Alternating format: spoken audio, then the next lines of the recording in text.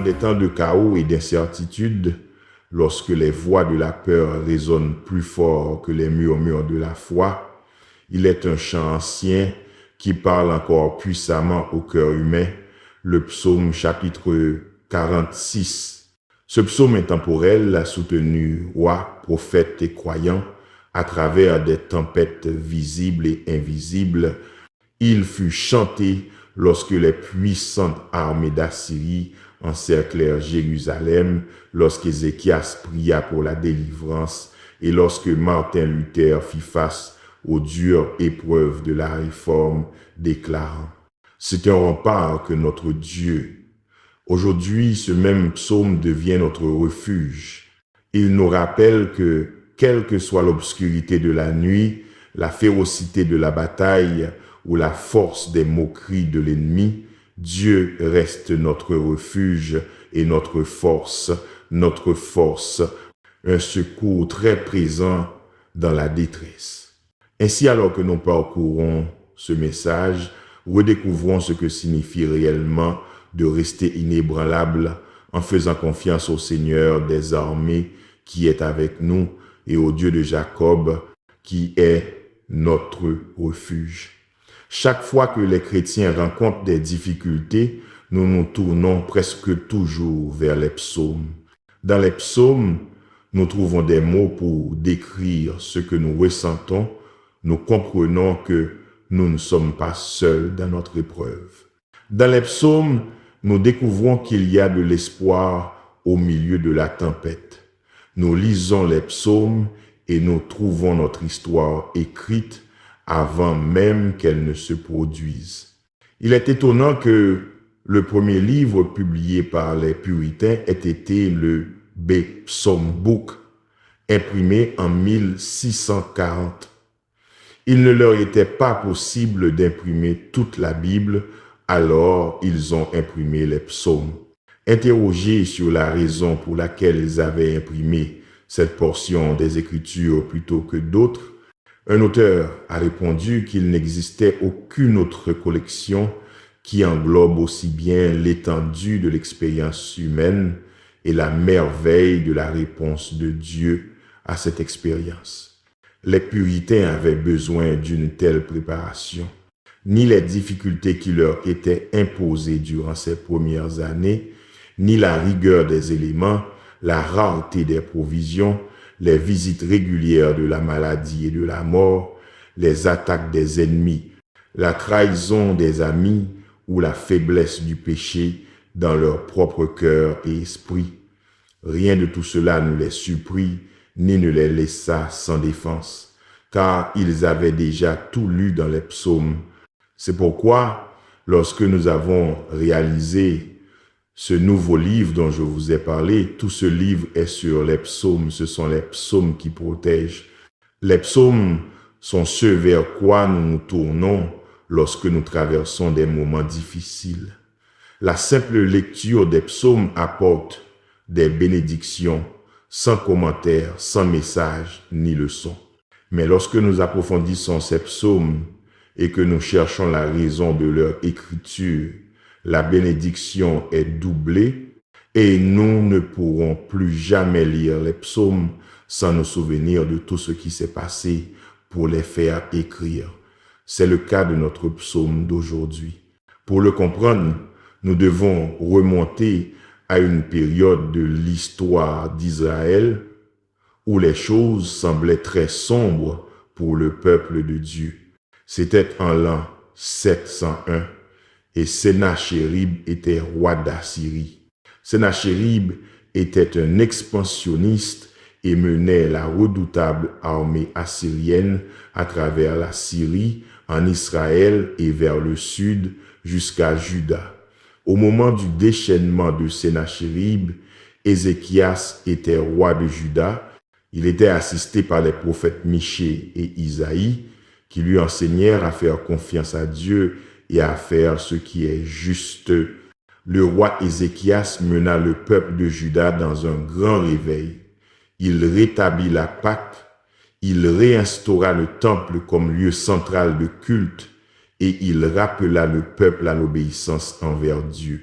Nous lisons ces mots concernant Ézéchias dans le livre des Deuxièmes Rois. Voici ce qu'il est dit. Il fit ce qui est droit aux yeux de l'Éternel, entièrement comme l'avait fait David, son père. Il mit sa confiance en l'Éternel, le Dieu d'Israël. Il n'y eut personne comme lui parmi tous les rois de Juda qui vinrent après lui, ni parmi ceux qui l'avaient précédé. Il fut attaché à l'Éternel, il ne s'en détourna point, et il observa les commandements que l'Éternel avait prescrits à Moïse. Et l'Éternel fut avec lui. Partout où il allait, il réussissait. Au début de notre récit, le royaume du nord d'Israël était déjà tombé aux mains de l'Assyrie et le peuple d'Israël avait été emmené en captivité. Et maintenant, l'armée assoiffée de sang d'Assyrie était en route pour l'Égypte et tout ce qui se trouvait sur son chemin était détruit. Sur le chemin des intentions de Sennachérib se trouvait le petit royaume de Juda et la ville fortifiée de Jérusalem en 701 avant J. Les Assyriens envoyèrent leurs armées à Jérusalem et alors que les chefs de l'armée assyrienne se tenaient devant les murs de Jérusalem, ils commencèrent à provoquer le peuple et à blasphémer l'Éternel Dieu. Voici leurs paroles directement tirées du 18e chapitre des Deuxièmes Rois. Ainsi parle le roi, qu'Ézéchias ne vous abuse point, car il ne pourra pas vous délivrer. Qu'Ézéchias ne vous engage pas à vous confier en l'Éternel en disant « L'Éternel nous délivrera certainement, ne l'écoutez pas. » Ils dirent cela. Au même moment où le message menaçant de Sennachérib parvenait aux oreilles d'Ézéchias, il reçut également un message d'Isaïe, le prophète. Dans son temps de détresse, Ézéchias allait recevoir une parole du Seigneur. Et voici le message d'Isaïe au roi Ézéchias de Juda, tiré des Deuxièmes Rois, chapitre 19, versets 6 et 7. Ainsi tu diras à ton maître, ainsi parle l'Éternel. Ne crains pas les paroles que tu as entendues, par lesquelles les serviteurs du roi d'Assyrie m'ont blasphémé. Voici, je mettrai en lui un esprit, et il entendra une rumeur, et retournera dans son pays, et je le ferai tomber par l'épée dans son pays. Et la Bible dit qu'Ézéchias prit la lettre menaçante de Sennachérib, qu'il monta à la maison du Seigneur, et qu'il la déploya devant le Seigneur, et il commença à prier. Et voici sa prière. Maintenant donc, ô Éternel, notre Dieu, je te prie, sauve-nous de sa main, afin que tous les royaumes de la terre sachent que tu es l'Éternel Dieu, toi seul. Quelle image de notre situation actuelle.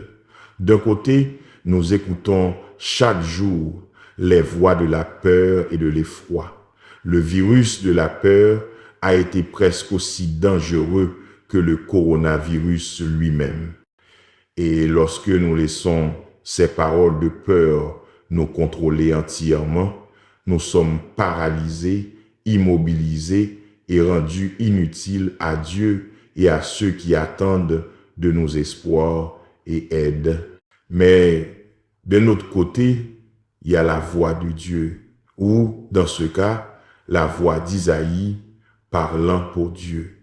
Ce n'est pas une voix d'abandon insouciant qui nous appelle à ignorer notre ennemi. Non, c'est une voix de promesse et d'espérance, un puissant rappel que nous servons un Dieu puissant, qu'il est en contrôle et que nous n'avons pas besoin d'avoir peur. Voici donc la situation. La redoutable armée assyrienne a encerclé la ville de Jérusalem. Ézéchias, le chef de Juda, a prié pour la délivrance miraculeuse de Dieu et celui-ci est sur le point d'intervenir. Maintenant, lisons dans 2e Roi, chapitre 19, versets 35 et 36. Cette nuit-là, l'ange de l'Éternel sortit et frappa dans le camp des Assyriens 185 000 hommes. Et quand on se leva le matin, voici, tous étaient des cadavres. Alors Sennachérib, roi d'Assyrie, partit, s'en alla, s'en retourna et demeura à Ninive. Quelle incroyable victoire Dieu remporta pour son peuple cette nuit-là. Enfermé par la détresse, entouré d'un désastre certain, sur le papier, Juda était sur le point d'être détruite. Mais Dieu intervint et fit en sorte que tout le monde sache qu'il était Dieu. Pour commémorer cette victoire, le psaume chapitre 46, cet hymne de louange, fut écrit. Peut être par Ézéchias, peut être par Isaïe, peut être par un poète lauréat inconnu de Juda. Mais il y a peu de doute qu'il fut écrit pour immortaliser le triomphe de l'ange du Dieu vivant sur l'armée ennemie. John Phillips dit ceci. Si grande et glorieuse fut la victoire, si merveilleuse la délivrance, que Juifs et chrétiens se sont instinctivement tournés vers le psaume chapitre 46 chaque fois qu'une catastrophe frappait et que tout espoir semblait perdu. Le psaume chapitre 46 est celui vers lequel nous nous tournons, car ce psaume nous assure que Dieu peut gérer selon sa volonté, en son temps et à sa manière, des choses qui nous semblent être des désastres totaux. Mesdames et messieurs, n'avons-nous pas eu besoin du psaume chapitre 46 pour ce jour? Alors que nous examinons les 11 versets de ce psaume, remarquons tout d'abord qu'il y a 3 sections clairement délimitées. Chacune de ces sections loue la délivrance de Dieu et présente une image différente de la raison de cette délivrance. Alors que nous faisons face à nos troubles et à nos situations difficiles, nous pouvons apprendre de ce psaume comment remporter la victoire dans nos propres vies. Nous pouvons découvrir comment traverser nos tempêtes et continuer à être triomphants. Voici donc 3 principes pour les temps de difficulté dans votre vie. Premièrement, quand le trouble arrive, retirez-vous dans votre refuge. Psaume chapitre 46, versets 1 à 3. Nous apprenons dans la première partie du verset que nous avons un refuge formidable. Psaume chapitre 46, verset 1 dit « Dieu est notre refuge et notre force. Il ne dit pas que Dieu a été un refuge et une force, ni qu'il le sera. Le verset est au présent. L'Éternel est notre refuge et notre force, un secours très présent dans la détresse. » Ce verset a-t-il une date d'expiration? Y a-t-il un nombre limité de recharge? Perdra-t-il un jour sa puissance? Non, non et jamais. Voici donc 5 choses tirées du psaume chapitre 91 concernant les refuges formidables. Le psaume chapitre 91 est en quelque sorte un commentaire à ce sujet. Tout d'abord, nous apprenons que notre refuge est sûr. Psaume chapitre 91, versets 9 et 10 dit « Parce que tu as fait de l'Éternel ton refuge, aucun mal ne t'arrivera. Vous êtes en sécurité et Dieu ne vous sépare jamais de son amour. Notre refuge est sûr. » Deuxièmement, notre refuge est fort. Psaume chapitre 91, verset 7. 1000 tomberont à ton côté et 10 000 à ta droite, mais cela ne t'atteindra pas. Les chiffres n'ont pas d'importance quand il s'agit du refuge de Dieu.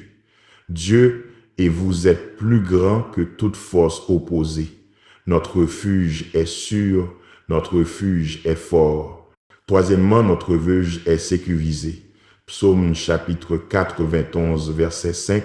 Tu ne craindras ni les terreurs de la nuit, ni la flèche qui vole de jour. Les personnes qui sont en sécurité en Dieu ne vivent tout simplement pas dans la peur de ce qui pourrait arriver dans leur vie, Notre refuge est sûr, il est fort, il est sécurisé et il est solide.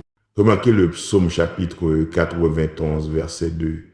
Je dirai de l'Éternel, il est mon refuge et ma forteresse, mon Dieu en qui je me confie. Pensez aux murs solides d'un puissant château ou d'une forteresse. Dieu est comme cela, solide, inébranlable, indestructible. Notre refuge est sûr, il est fort, il est sécurisé, il est solide. Et cinquièmement, c'est un abri. Psaume chapitre 91, verset 1 dit, « Celui qui demeure sous l'abri du Très-Haut repose à l'ombre du Tout-Puissant. » Un abri est une couverture, quelque chose au-dessus de nos têtes. Lorsque vous demeurez à l'ombre de Dieu, vous êtes couvert par lui pour toujours. Le mot refuge signifie littéralement un endroit où l'on va tranquillement pour se protéger. Et nous voyons Ézéchias monter au temple, déployant les lettres menaçantes devant le Seigneur dans le temple, et il a trouvé son refuge et il a trouvé sa force. Nous avons souvent entendu notre chorale chanter ces mots. Tu es la source de ma force, tu es la force de ma vie. Pour résumer, voici les mots de Deutéronome chapitre 33, verset 27. Le Dieu d'éternité est ton refuge et sous toi sont les bras éternels. C'était le 30 et 1 octobre, parfois appelé le 4 juillet du protestantisme. Martin Luther cloua ses 95 thèses à la porte de la cathédrale de Wittenberg et la réforme protestante fut allumée. L'un des produits importants de la réforme fut la redécouverte du chant congrégationnel. Luther avait de fortes convictions concernant l'usage et la puissance de la musique sacrée et il exprimait souvent ses convictions dans des déclarations comme celle-ci.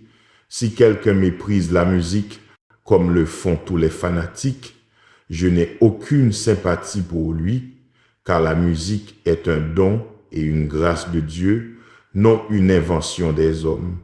Ainsi, elle chasse le diable et rend les gens joyeux, et il a encore dit, le diable, l'auteur des anxiétés douloureuses et des troubles incessants, fuit devant le son de la musique presque autant que devant la parole de Dieu. Et finalement, Luther écrivit ces mots. Je ne permettrai à aucun homme de prêcher ou d'enseigner la paix de Dieu sans une connaissance appropriée de l'usage et de la puissance du chant sacré. Et le chant le plus puissant du mouvement de la réforme protestante fut le « C'est un rempart que notre Dieu » de Luther. Cet hymne devint le cri de ralliement du peuple, une grande source de force et d'inspiration, même pour ceux qui furent martyrisés pour leurs convictions. Cet hymne, c'est un rempart que notre Dieu a été traduit dans pratiquement toutes les langues connues et est considéré comme l'un des exemples les plus nobles et les plus classiques de l'hymnodie chrétienne. Saviez-vous qu'il existe plus de 60 traductions de ce texte rien qu'en anglais? Quand la difficulté ou le découragement frappait Luther ou son ami Philippe Melanchthon, Luther disait « Viens Philippe, chantons le psaume chapitre 46 » et il se mettait à chanter, retrouvant ainsi un esprit victorieux. Et la première ligne de ce hymne national de l'Allemagne protestante est justement inscrite sur la tombe de Martin Luther à Wittenberg et vous pouvez encore la lire et l'apprécier si jamais vous voyagez vers ce lieu historique. Oui, c'est vrai, vous avez un refuge formidable. Dieu est votre refuge. Deuxièmement, vous avez un refuge accessible. Continuez à lire le psaume chapitre 46 et la deuxième partie du premier verset décrit notre refuge comme un secours très présent dans la détresse. Le mot détresse pourrait être traduit par situation difficile. Dieu est un secours très présent lorsque nous sommes dans des situations difficiles. Ces mots très présents véhiculent l'idée que Dieu est facile à trouver et quand il est trouvé, il suffit pour toute situation que nous pourrions rencontrer. Voici ce que Charles Haddon Spurgeon a écrit à propos de cette phrase. Il a dit « Dieu ne se retire jamais de ses affligés. Il est plus présent qu'un ami ou un parent ne peut l'être, oui, plus intimement présent que le trouble lui-même. » À toute cette réconfortante vérité s'ajoute la considération que son aide survient au moment opportun. Spurgeon a dit « Dieu est un ami dans le besoin et un véritable ami. » Et voici ce que Dieu a dit à Moïse, et c'était aussi destiné à nous. Dieu l'a dit ainsi, « Ma présence ira avec toi, et je te donnerai du repos. » Ainsi, vous avez un refuge formidable, vous avez un refuge accessible. Voici la troisième chose, vous avez un refuge éternel. Versets 2 et 3 du psaume chapitre 46. C'est pourquoi nous ne craindrons point quand la terre serait bouleversée et que les montagnes seraient transportées au cœur des mers, quand ces eaux mugiraient, qu'elles bouillonneraient, que les montagnes trembleraient à cause de son emportement. Le psaume nous rappelle maintenant que rien ne peut altérer la sûreté et la sécurité du refuge que nous avons en Dieu. Si vous pensez à la pandémie de coronavirus et aux autres catastrophes de notre temps, si vous imaginez les montagnes jetées dans la mer et la terre elle-même détruite, et les eaux de tous les océans débordant de leurs rives, ou les montagnes tremblant jusqu'à leur fondation même, si vous voyez cela par l'œil de votre esprit et que vous commencez à contempler la destruction totale de la terre, voici ce que le psalmiste veut que nous sachions. Quand tout cela arrive, vous n'avez toujours rien à craindre. Votre refuge est sûr au milieu de tout cela. Rappelez-vous que Dieu est votre refuge. Il est formidable, il est accessible et il est éternel. C'est ce que je pense le psalmiste écrivait dans le psaume chapitre 102. Je laisse les psaumes nous enseigner les psaumes. Alors, lisons ce qu'il est dit. Jadis, ô Dieu, tu as fondé la terre et les cieux sont l'ouvrage de tes mains. Eux périront, mais toi tu subsisteras. Oui, ils vieilliront tous comme un vêtement, comme un manteau tu les changeras et ils seront changés. Mais toi, tu es le même et tes années n'auront point de fin. Les enfants de tes serviteurs continueront et leur postérité sera établie devant toi.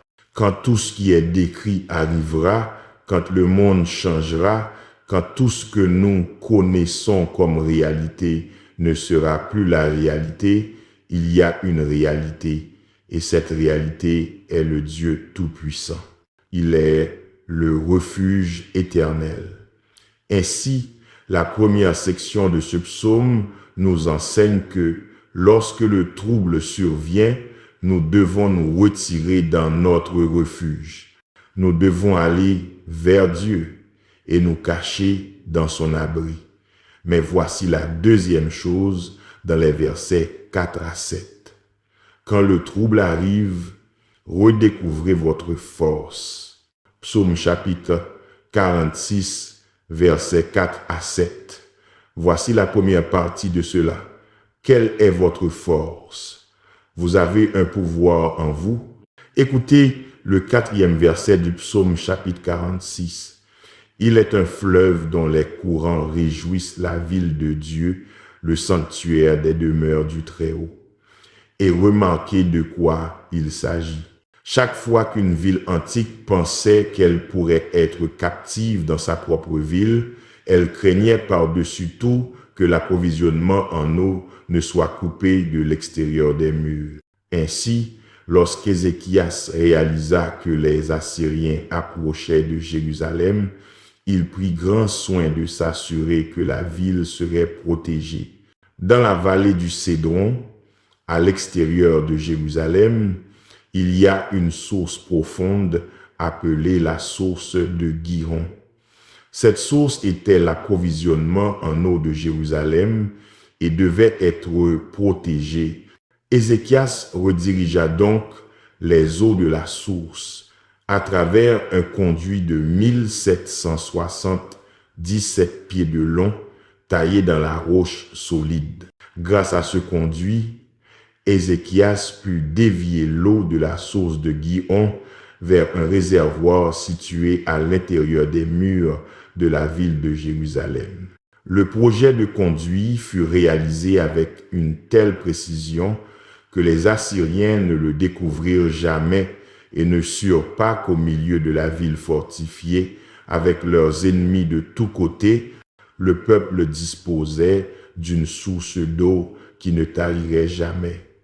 Quel puissant rappel pour nous tous qui sommes murés par le coronavirus et tous ces problèmes pandémiques.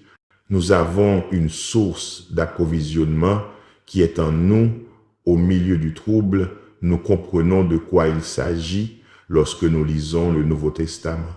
Jean chapitre 4, versets 13 et 14 dit, Jésus lui répondit, « Quiconque boit de cette eau aura encore soif, mais celui qui boira de l'eau que je lui donnerai n'aura jamais soif, et l'eau que je lui donnerai deviendra en lui une source d'eau jaillissant en vie éternelle. » Et encore dans Jean 7, le dernier jour, le grand jour de la fête, Jésus se tint debout et cria, disant, « Si quelqu'un a soif, qu'il vienne à moi et qu'il boive.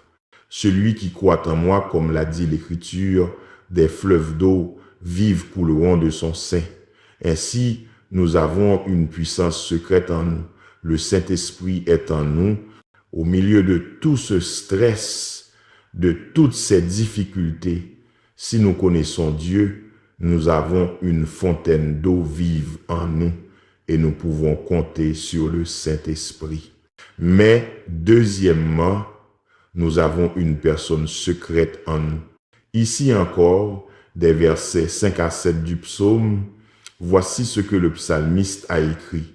Dieu est au milieu d'elle, elle ne sera point ébranlée, Dieu la secourra dès le point du jour. Les nations s'agitent, les royaumes s'ébranlent, il fait entendre sa voix, la terre se fond. L'Éternel des armées est avec nous, le Dieu de Jacob est pour nous un refuge. C'est là, comme la quatrième personne dans le feu, avec les 3 enfants hébreux, Dieu est au milieu de notre détresse avec nous aujourd'hui. Comme le Seigneur Jésus endormi à l'arrière du bateau, lorsque la tempête s'abattit sur les disciples, Jésus est aussi avec nous dans la tempête. Il a promis d'être avec nous jusqu'à la fin des temps. Et vous savez, le mot « avec nous » est le mot « Emmanuel ». Le Seigneur des armées est Emmanuel. Lorsque Martin Luther et son ami Philippe Mélenchon menaient les batailles qui résultaient de la réforme, parfois Mélenchon se lamentait, craignant que la réforme ne soit détruite avant d'avoir survécu à son enfance. Et Luther le réconfortait avec ces mots. « Mon cher Mélenchon, si nous périssons, le Christ doit tomber aussi, car il est au milieu de nous. Et si cela doit être ainsi, qu'il en soit ainsi. Je préférais périr avec le Christ, ce grand souverain du monde, plutôt que de prospérer avec César. » Et comme il avait raison. Proverbe chapitre 18, verset 10 dit, « Le nom de l'Éternel est une forte tour, le juste y court et se trouve en sécurité. » Donc 2 sur 3. Quand le trouble arrive, retirez-vous dans votre refuge. Deuxièmement, quand le trouble arrive, redécouvrez votre force. Vous avez un pouvoir en vous. Vous avez une personne en vous. Et troisièmement, quand le trouble arrive, redirigez vos pensées. Encore une fois, Psaume chapitre 46, versets 8 à 11. Et tout d'abord, nous apprenons à passer en revue les œuvres du Seigneur. Venez, dit le psalmiste, contempler les œuvres de l'Éternel, les dévastations qu'il a opérées sur la terre. Il fait cesser les guerres jusqu'au bout de la terre. Il brise l'arc et rompt la lance. Il brûle les chariots par le feu. J'aime l'expression dans l'histoire de la victoire d'Ézéchias quand le texte dit ceci dans 2 Rois chapitre 19, verset 35. Cette nuit-là, l'ange de l'Éternel sortit et frappa dans le camp des Assyriens. Et quand on se leva le matin, voici, tous étaient des cadavres. Je me souviens de la première fois que j'ai lu cela, bien sûr. S'ils sont des cadavres, ils sont tous morts. Mais ce qui est important, c'est ceci. Le peuple de Dieu n'a rien eu à faire d'autre que de contempler ce que Dieu avait fait. La bataille était la sienne depuis le début, même lorsqu'il ne le réalisait pas, même lorsqu'il pensait être fini. Nous trouverons un grand courage et un grand réconfort dans nos vies aujourd'hui si nous prenons juste quelques instants pour revoir ce que Dieu a déjà fait, ce qu'il est en train de faire. Nous devrions lire nos Bibles avec cet objectif à l'esprit. Nous devrions même lire les journaux avec cet objectif à l'esprit. Voir comment Dieu triomphe même au milieu de la tragédie, voir comment il obtient la gloire par son nom, même au milieu du coronavirus, et même quand il semble que notre économie s'effondre, comme notre Dieu est grand. Ses merveilles sont partout évidentes pour celui qui veut bien regarder. J'ai reçu un petit courriel cette semaine d'une des personnes qui suivent notre service en ligne et elle disait avoir pris le temps la semaine dernière de noter les 10 choses les plus importantes que Dieu avait faites pour elle dans sa vie. Et quand il demandait aux élèves de réciter le psaume ou de l'écrire en entier, il s'attendait à ce qu'il soit parfait non seulement sur les mots, mais aussi sur la prononciation et la capitalisation. En conséquence, ces élèves incluaient souvent des indices verbaux dans leur récitation de pratique pour aider à identifier chaque lettre capitale et chaque signe de ponctuation.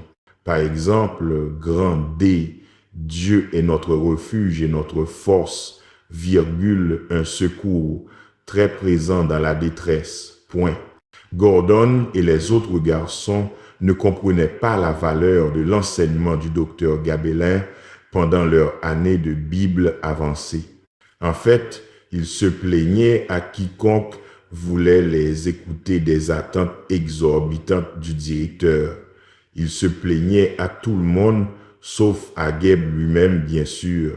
Mais des décennies plus tard, Gordon MacDonald a changé d'avis et il chérit maintenant les dons qu'il a reçus pendant son année avec le docteur Guy Blain. Voici comment Gordon a raconté l'histoire dans l'un de ses livres. Il a dit, « Il y a quelques jours, mon médecin m'a appelé. Gordon, c'est le docteur B. J'ai de mauvaises nouvelles pour vous. Il y a une tumeur à l'arrière de votre tête, dans la membrane du cerveau.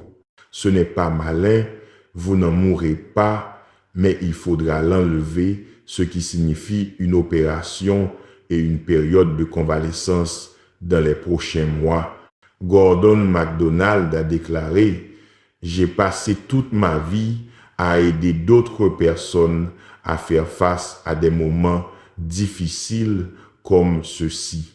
Maintenant, c'était mon tour. » Et tandis que le médecin détaillait ma situation, la première chose qui commença à me traverser l'esprit, la toute première chose fut grand D.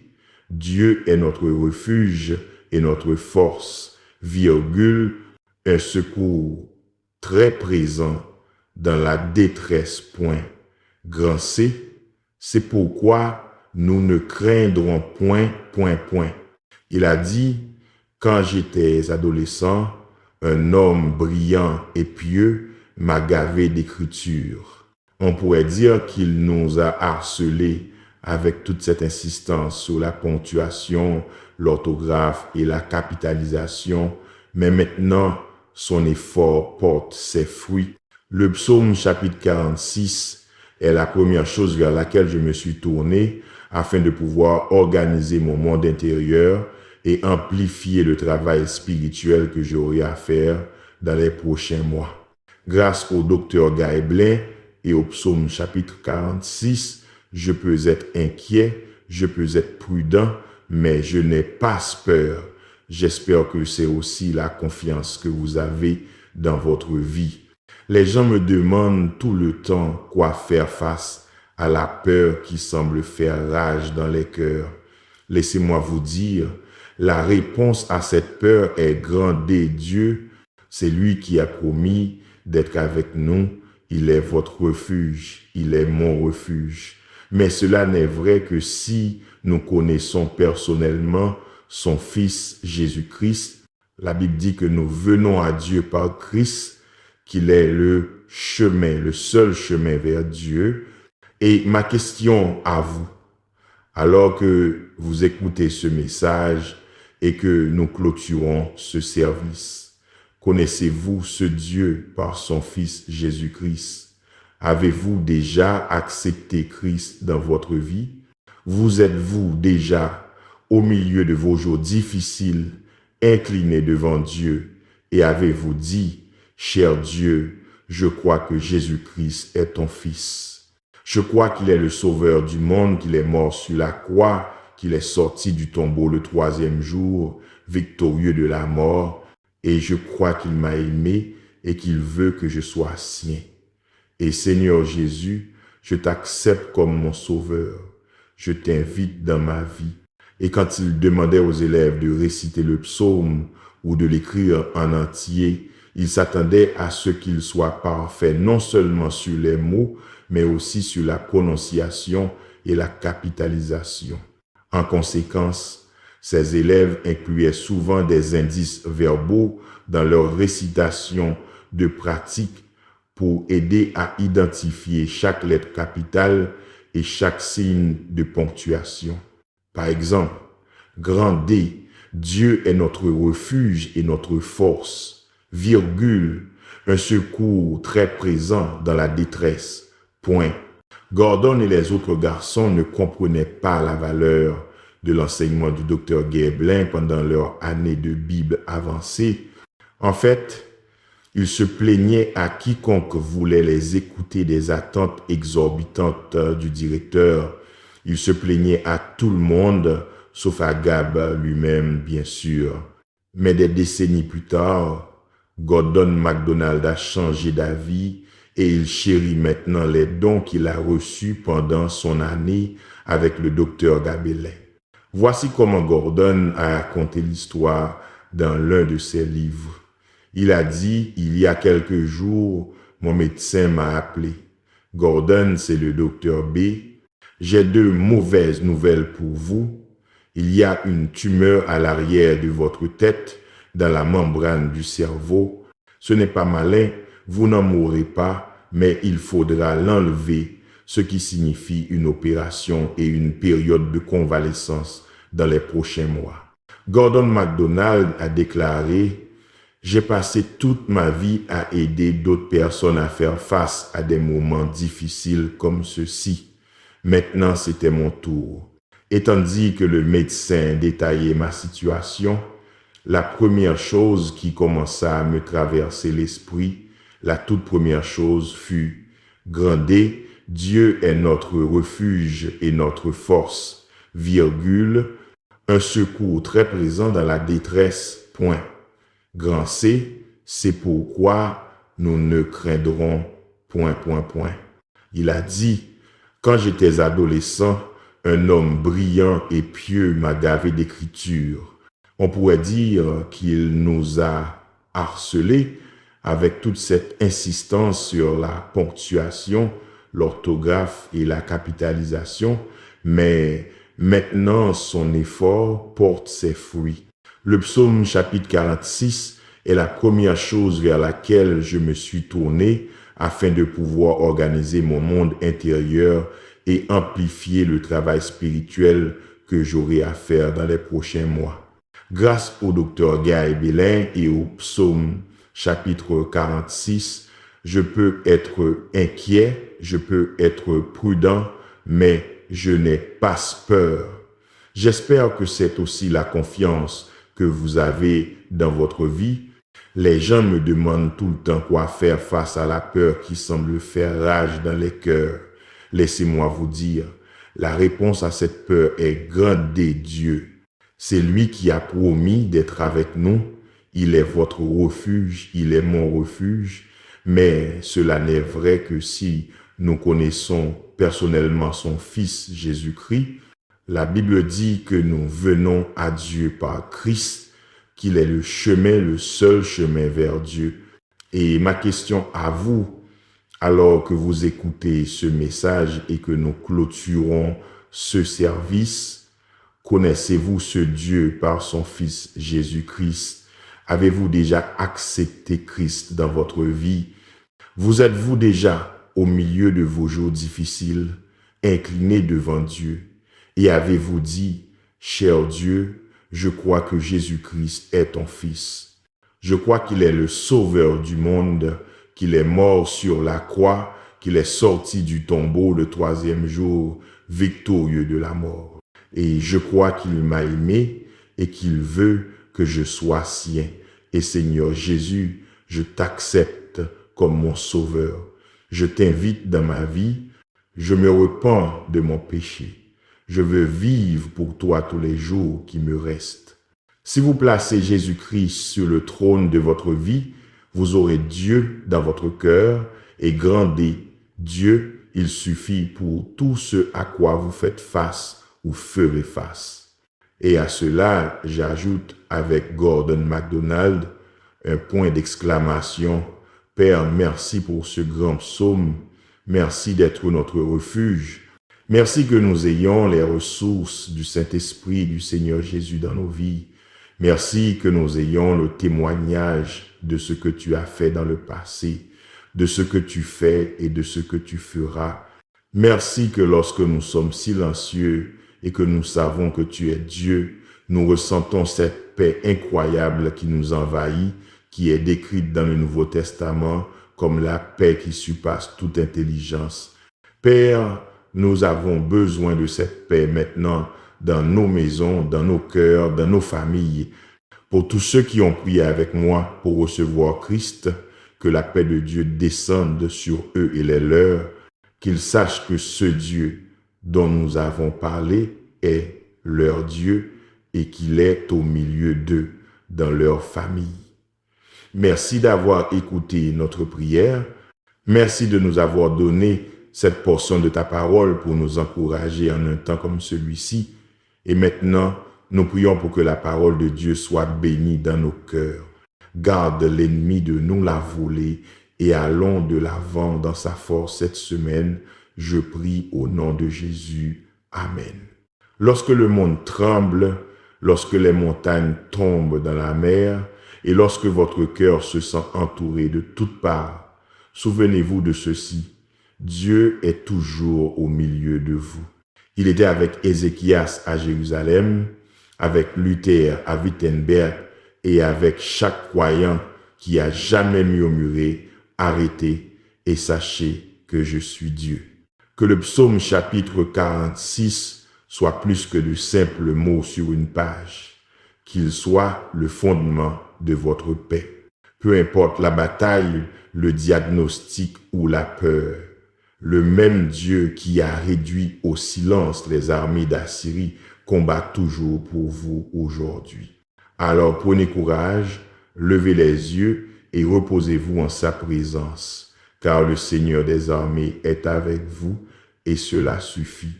Dieu est notre refuge et notre force, un secours très présent dans la détresse.